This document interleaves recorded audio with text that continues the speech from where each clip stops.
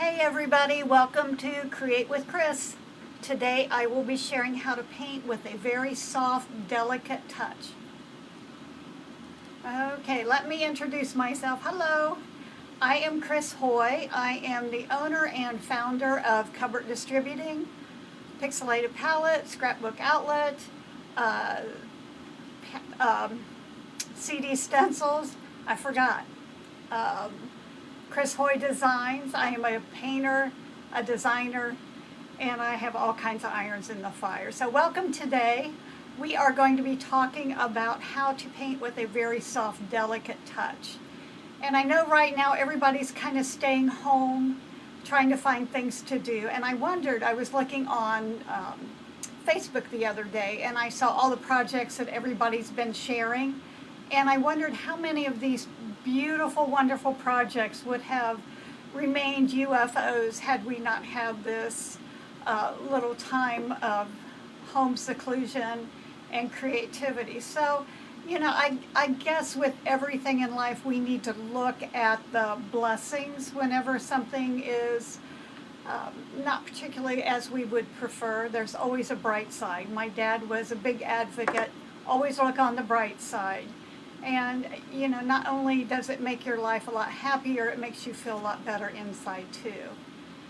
Alrighty, so today we are going to be talking about painting with pastels. And a lot of people struggle with this, how to have a very light touch. Let me go over to the other screen here. Alrighty, we are talking about, this is a project that I did. It's called Bless My Nest, or Bless Our Nest. And it's just a really fun project. It looks complicated, but it has so many nice techniques on it. It's really not hard to do. It takes a little bit of time, but it's very simple techniques. So we'll talk about a few things and then we'll dip our paint in the brushes. Everything we do today, all the brushes and supplies I use are available at Cupboard Distributing, of course, and you can get those at cdwood.com. Alrighty, so probably one of the first things you notice on this piece is this beautiful background with all the print on it.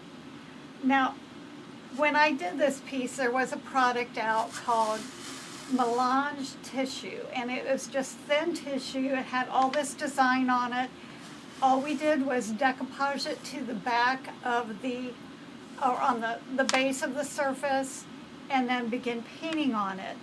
Well, unfortunately, this product has been discontinued by the manufacturer and is no longer available. However, we're painters, we're very creative people, so when somebody puts a roadblock here, we just go over here and figure something else out. So as a result, we can just simply, you can find paper to decoupage on the surface. There's beautiful scrapbooking papers. I really prefer to, let me go, I've got a couple samples here. You can probably see it a little bit better on this one. Let me go in, and you can see the butterfly. There's music notes, there's all kinds of words. These are some of the stamps that you can use and just stamp on a background. This one's called Postal, has these really beautiful little scripts, some postmarks. This is a brand new stamp called Grunge Script. I have fallen in love with this stamp because of all the possibilities. Look at this, you get all these stamps in one package. This is like my favorite thing ever.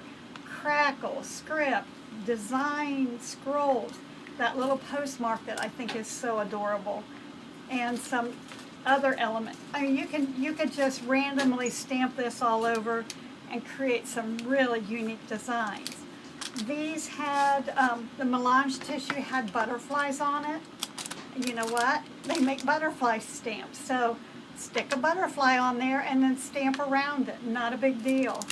If you don't want to mess with small stamps, this is a bigger one. You could just kind of cover the whole surface very quickly with one fell swoop. And what I like about this one, it has everything on it design, script, postmark, little scrolls, and and it's not like straight up and down, so you get that random effect, and I think that always gives a better design result when you don't have everything just lined up like little soldiers. So once you get the background stamped on or created, it's going to be too busy. So what we need to do is knock that down with a little bit of color washing. So I used, these colors are, I got my little notebook here, or pattern packet, coral shell, Indian turquoise, and warm white. Those are spa blue. Those are the 4 colors I used in the background. Now we want to mute it down, but we still want to see it. So what we'll do is thin the paint down with water. Now if you have difficulty, because we're working on a large area, you can also use glazing medium.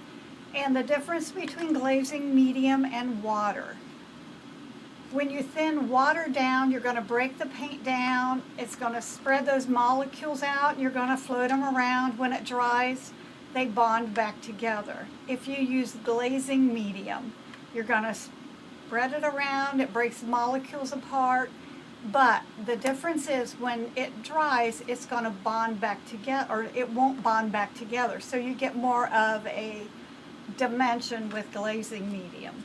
Now on a project like this, are you going to see a big difference? Probably not.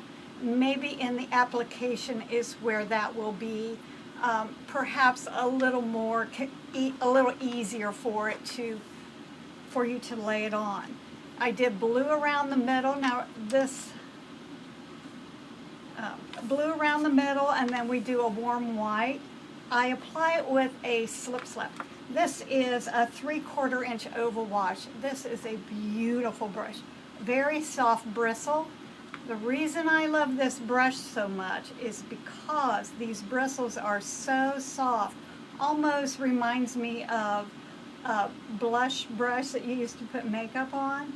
Just very soft. I do what is called a slip slap, so I'm going to go one side, flip my hand over, and do the other side. I'm not using the tip, I'm using the flat of the brush. When I do that, it blends it out. I'm not going to get a stop and start line. Let's go in there. It's just going to be very soft and muted. A little bit of paint. My rule of thumb is you can always go back and add more, but to try to get more paint off, it's just a lot of work. So just very lightly go around the edge, blend toward the center. And I did that all the way around the edge. Then I cleaned my brush and I went to the coral shell. And we're going to put a little bit of that in the middle. Now, coral shell and blue don't often get along real well. So where they come together, what I did was clean my brush, use the warm white, and just kind of blend those together. So it's a graduated wash. So you don't have to do it all at once. Now, on this particular piece, that butterfly was right here in the middle. It was a little bit bolder and more pronounced than what I wanted. I wanted my birds to be the focal point. So after it dried, I just went back and added another layer of color wash on that just to tone it down, push it in the background. Now, I know a lot of times when you're starting out a project, it's really easy to become super focused on the background. Remember, this is a background, and by the time you're finished, unless you point something out, people just really are not going to notice. So what's in your face at this point, by the time you're finished with all your little birds and the nest and everything, it's just going to be a quiet design in the background. And that's exactly what we're looking for, just a quiet design. But it just makes it so interesting to pull everything together. Now, when I did this, I thought it would be fun, and it's just another very quiet element. See the little doily design there? That is it's called Arabesque. It's a stamp. Gosh, it is so gorgeous. And I added this kind of randomly around the background. I put one up here, and I love it when they kind of spill over the edge. So I let a partial go over here. There's one down here by the nest. So 1, 2, 3, 4, one back here behind the bird, 5, and I have one down here. So I only put about 6 of them on there. You don't need a lot. We're talking just subtle design. What that does is it kind of creates a middle ground, and it pulls the background to the foreground and kind of blends it together very, very quietly. So these subtle hints of design that don't fight with each other is what really makes this work. Okay, so another fun thing when I taught this class, I've taught this class several times, I thought it would be fun to maybe add some of that arabesque, that lace doily design in a mid-tone. So some of the gals used the blue. We'll zoom in a little bit on that. And just stamped another one in the background. It just adds a little bit brighter color to it. It doesn't detract from the design, but what it does is just bring in a little more color to help balance out the color in the front. Now you don't want to, again, you want to keep it subtle. So what happens if you stamp it on, you're going, oh no, it's way too bright. You can either let it dry and lightly sand it with a very fine grit sandpaper, or just take a damp paper towel and kind of buff it. Now, you don't want to do when it's super wet because you'll just smear it all over the place. So it doesn't take long. When you stamp with paint, you're not using a lot of heavy paint. So it's pretty easy to work with. It just kind of goes on quickly because you have such a thin layer of paint. It's going to dry quickly or tack up quickly. You know, you always take a paper towel and kind of test it. If you're going to wipe it off, kind of lift up the excess, maybe buff it out. If it's too dry, again, you can just go back and sand it. If it's horrible, just do a color wash over it. But, you know, there's nothing that we do that cannot be fixed. So that's what makes this a fun hobby to have. You don't have any dead ends. And if all comes the worst, we all have sandpaper and we can just start over. But very easy. And I often encourage you, if you're working on something and it doesn't turn out quite like you intended, play with it, because it may take you somewhere that you weren't intending. But I have had some of my best designs were the result of almost ending up in the trash can. So, you know, give it a chance. It might be something really, turns out really, really cool.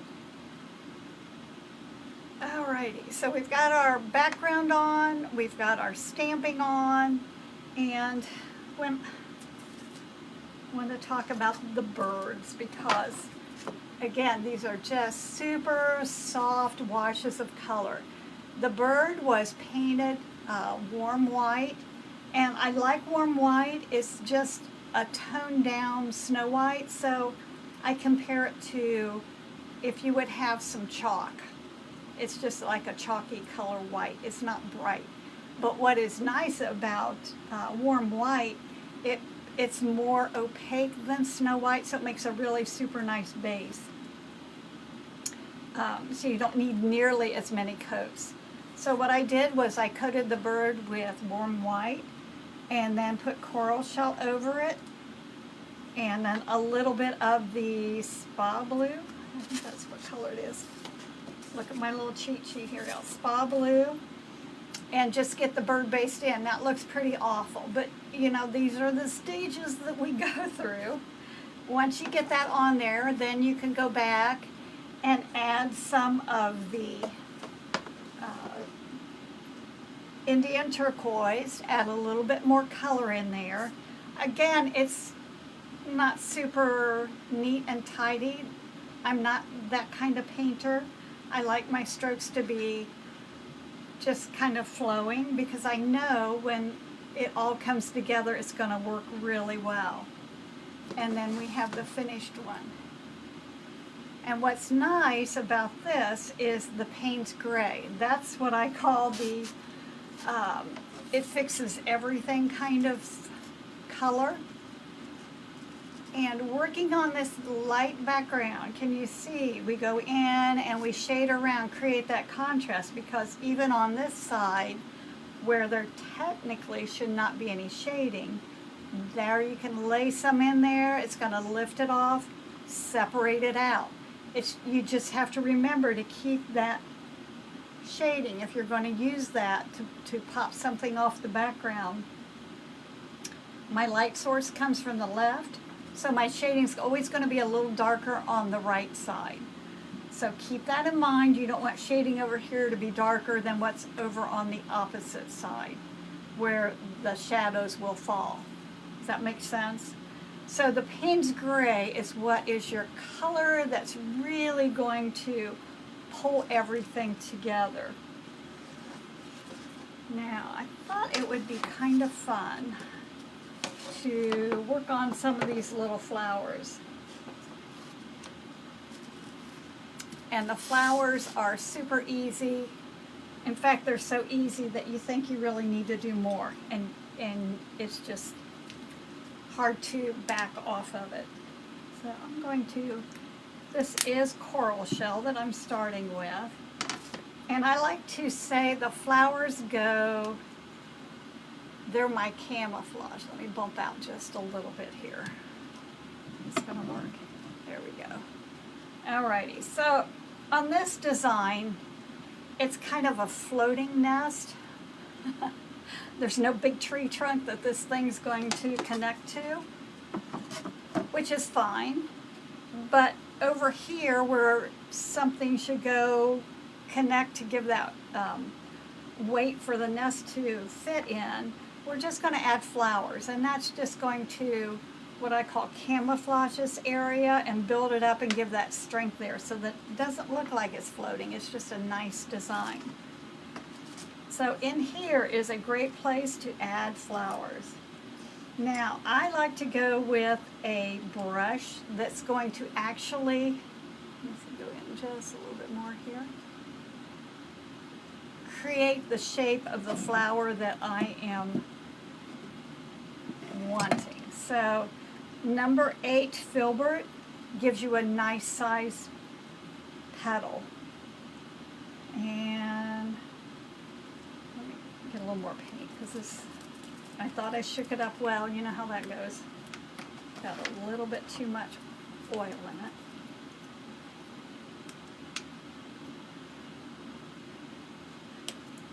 Alright, so when I load my brush, I've got a filbert. I'm loading both sides because I want it to be super thin, paint on both sides. I'm working it in the bristles, so I have a lot of paint loaded in there. And I can do several flower petals before I have to reload. Just going to start at the tip and pull it toward the center. And you notice I'm leaving that center open. This is kind of awkward to go this way, but I'm going to. And I'm good with that because we will fill the center in. Let's put another one here. And that one probably should be a little bit stronger.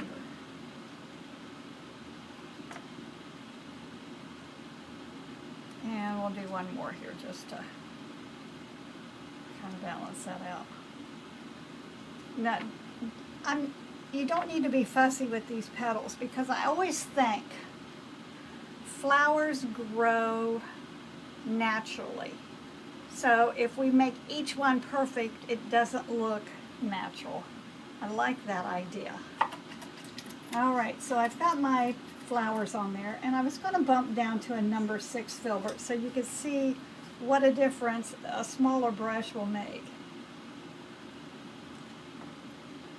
And you don't want to get flowers that are too small.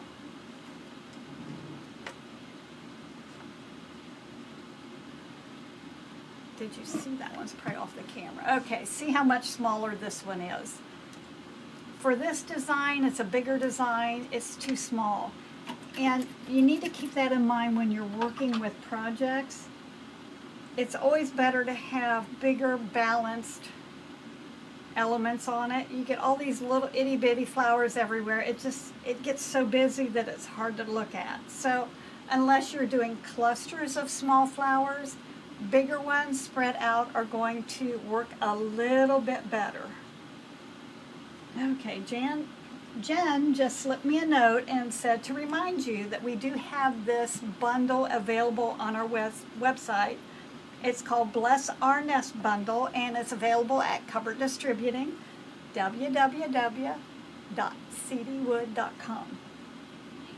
Okay, that was our infomercial break here. Alrighty, so we've got our flowers on there, and I have some already painted.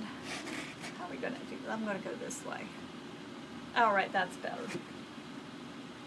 We've got our flowers on here. These are dry. I'm going to let those dry just a little bit.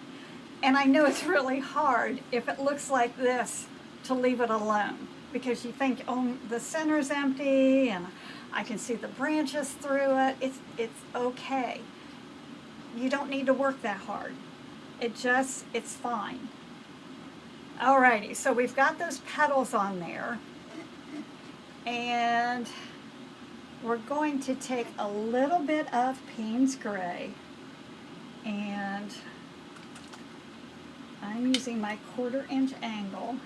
Payne's Gray is kind of the color that makes everything really work together well on this project. Love that color. It's just such a nice shadow color. It plays well with about every color in the crayon box. Not really friendly with yellow. Sometimes that gets a little bit, can become dirty. So if I'm working with yellow, I kind of don't let them overlap. I just let them kind of be COVID friends, keep the distance there. Alrighty, so I've got just a little bit of Payne's Gray. It's such a powerful, powerful color. I don't need much at all. And I'm going to start in the center. This is kind of working with tight space here. And if you can see on these, how we're going to go in the center and kind of fill that in. Alrighty. So I've got the toe of my brush, and I'm going to keep it right in the center, and I'm going to do kind of a back and forth wiggle. And it pulls veins up into each petal. And we'll create this one. And we'll go over here. I'm going to spin it around. I'll find it on the camera. Okay, Chris. There we go. See how now that center is starting to fill in? I keep losing. I'm sorry. Alrighty. I thought when I worked at the bottom it would make it easier on the camera. Alrighty, so we've got the center kind of filled in on this. Let me do another one real quick. And that maybe a little dry. There we go. And each one will turn out a little bit different, which is fine. You just don't want it to become too heavy on that coral color. And this one might be just a little heavy. All right. Can you see how those centers have started to disappear? And you can crank these. These are kind of like eating potato chips. It's kind of fun once you get started to kind of work on those. Alrighty, so we've got that Payne's Gray on there. That one's fairly dry. I'm going to take a little bit of this warm white. Remember what I said about warm white? It's just a shade down from the snow white, so you get more of a toned down brightness. And get my number 8 filbert. I'm going to stick with the 8 filbert because that's what shape my petals are. And I can just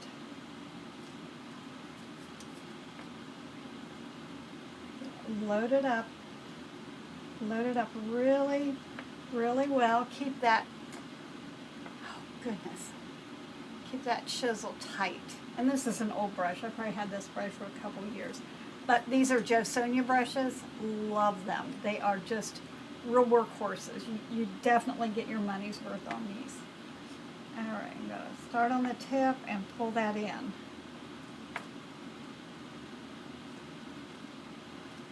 And I'm not good at going sideways here. And we'll pull this one down.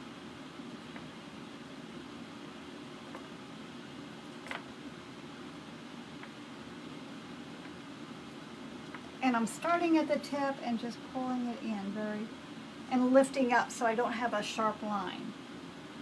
And that one did because I'm doing it kind of awkwardly backwards. This one was small, so I'm not going to mess with that, but I have a couple over here. Go out just a little bit. Out. There we go. I'm going to go on these.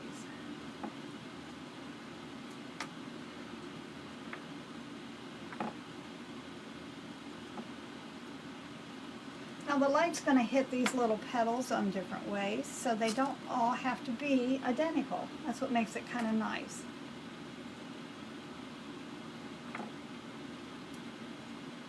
You just want to get that highlight on there.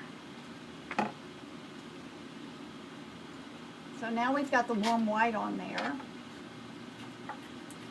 And I'm going to go in and I'm going to switch to my 1/4 inch angle and pick up some snow white. And this is where I can go in and really zoom in. We'll work on it this way. Sharpen these edges. See how that brings that to life?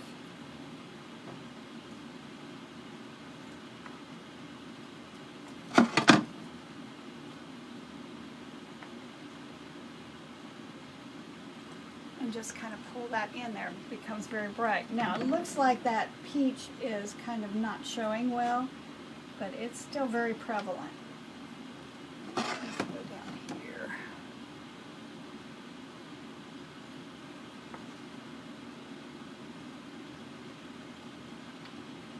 And add a little bit in there. I think it's kind of fun when the petals are just a little bit jaggedy or weather worn. You can get a nice little kind of a weathered look. They're not all perfect and round. At least my petals are not.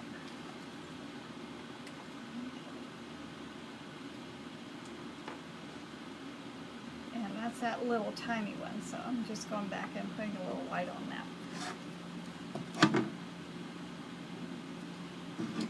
I think over here I did some too. We'll brighten those up. What's nice, you can always go back and add more. This one I just added brightness heavier on one side. That gives you that look of the sunlight just kind of splashing a little heavier, and you can go back and do that on these. Go back and just brighten some of them up a little bit stronger.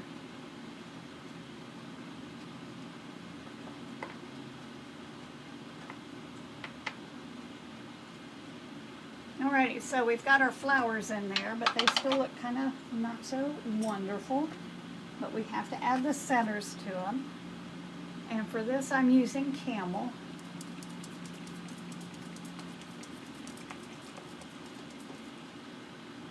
And, oh, there we go. I don't want them real thick and heavy. I just want to be able to have a little bit of delicate brightness in the center. Look how dark this one is. So I'm going in. Now, if I go in and just dip dot, like in a certain order, it's going to look very unnatural. So I'm just going to jump around. And you know, as you dip dot, your dots change size. So I'm just going to add, kind of jump around. That's going to add some randomness to that center. See how dark this was before? What a difference that makes. Okay, trying to see where, if this one will show up down here, where my finger is. There we go. That one looks kind of messy. We can fix that little guy. Okay. Now, while we're waiting for that to dry, what I can do is float a Payne's Gray shadow kind of around these. Once you start adding some shading in behind and lift that up off of the background, watch what happens to the intensity of those highlights. A little bit of Payne's Gray here. I've got my 1/4" candle. Check that out. Oh my goodness.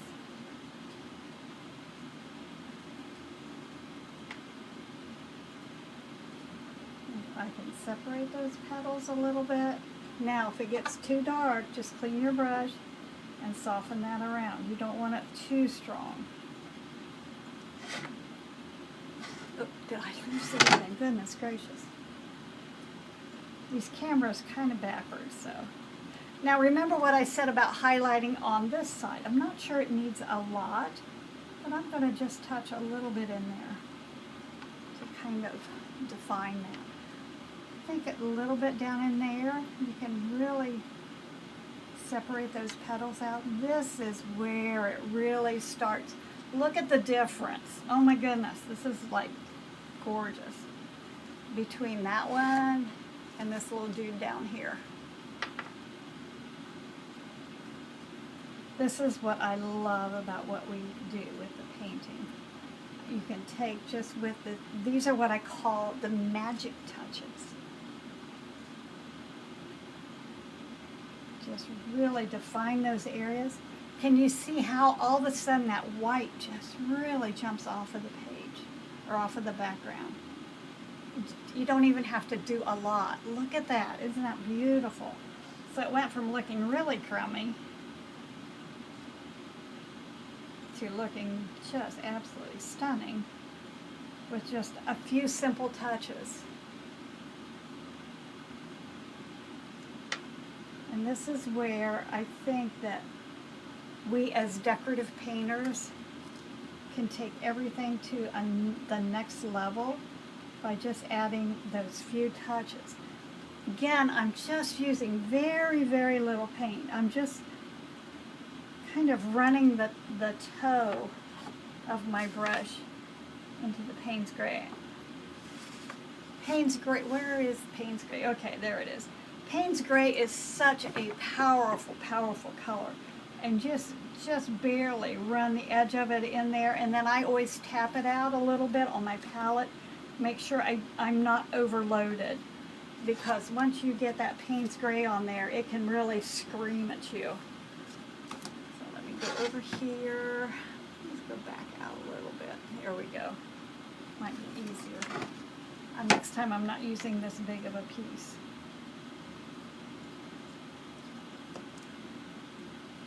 And this just really pulls. Look at that. I mean, that petal just popped right off of there. This is the most fun part of creating this piece. Just adding that little bit of shading. Now over here, normally there would not be a shadow, but look how it blends into the background, and it's very pronounced here. So I'm going to go in with just a hint of that Payne's Gray, just so that I can, and that's a little bit strong, just back off and add a little more water. Look at that. How awesome is that? Now if you do go around one side of it, make sure you, or part of it, make sure you kind of pull that in so it doesn't look odd. And you want to blend it around. You don't need to be as strong all the way around, but you want to make sure that you don't make it look like it's unfinished. So when you go in to add those shading around it, if you do go on the left side where normally there wouldn't be shading, make sure that you bring it around. Even though it's very light, you almost can't tell. It will be noticeable. Alrighty, so we have the flowers on there. I think they look pretty amazing. But wait, there's more. We want to brighten them up just a touch. And this is such a cool part.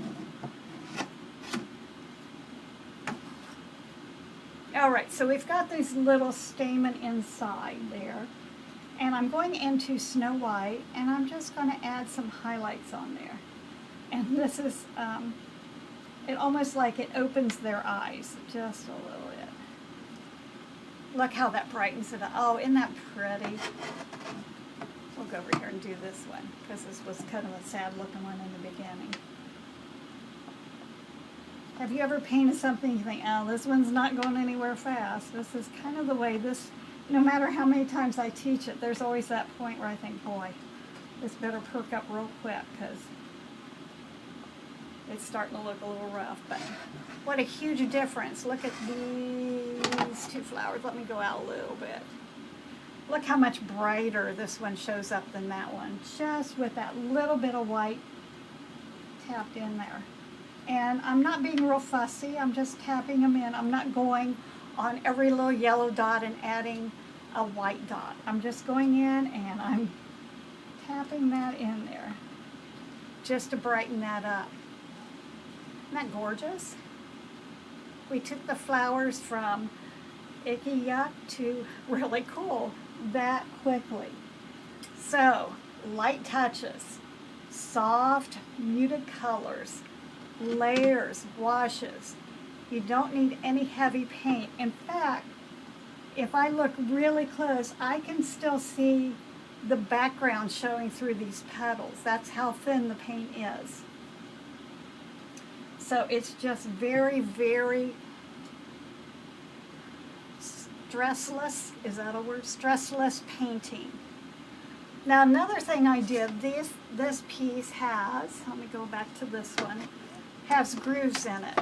I really played around with painting the grooves, because I always paint them first so that I don't have to paint around them.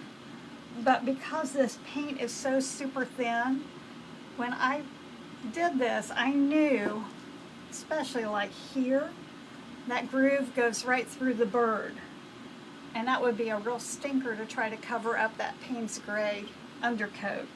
So I put the stripes on, the groove stripes on, after I finished everything else.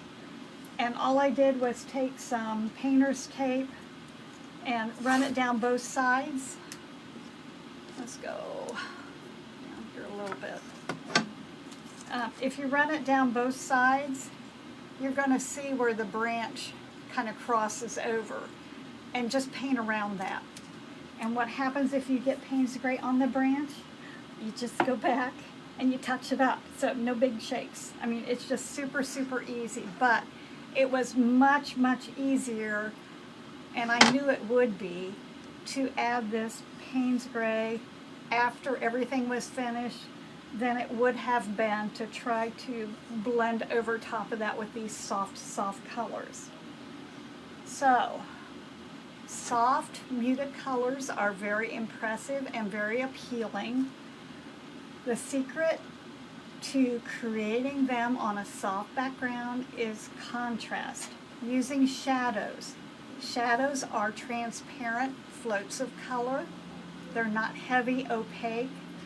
So the answer is not making them deeper or darker or heavier. It's just adding these light, transparent floats of shading. You can always add more. To try to go back and lift out heavy paint can be a real struggle. You want to keep a light hand, use good brushes, and just be relaxed and kind of let it flow. Have plenty of water on your brush so you're not constantly reloading. You don't want to work harder. You want to enjoy it and make it flow smoother. So I've been talking and I forgot to look at comments, but Lindsay is on the other end. She's hopefully tagging on. Go back here. She's answering all your questions. If you have more questions, just let me know. I check everything after I get off camera. Again, all the products are available at Covered Distributing, www.cdwood.com. Got that right there. And I wanted to show you one more thing. This was on my calendar, so I'm going to go back real quick. Right there. This, for Christmas, Lindsay got me a Bob Ross calendar every day. And this was Monday, April 13th. And I just thought it was perfect. I couldn't throw it away because I thought it was so perfect, because this really sums it all up. If there's a secret to painting, it's practice. I mean, that's true for everything in life, but there's no magic. It's just practice, and it's like everything you do, the more you do it, the more comfortable you become, and the easier it is to create. So make sure that you keep those brushes going, that you continue to create and have fun. What we do is an absolute wonderful hobby, and we can create a lot of joy not only for ourselves. I know we share with many, many people and pass that joy on. So I want to thank you for joining me today on Create with Chris, and keep those brushes flying, and we'll see you next week. Bye-bye.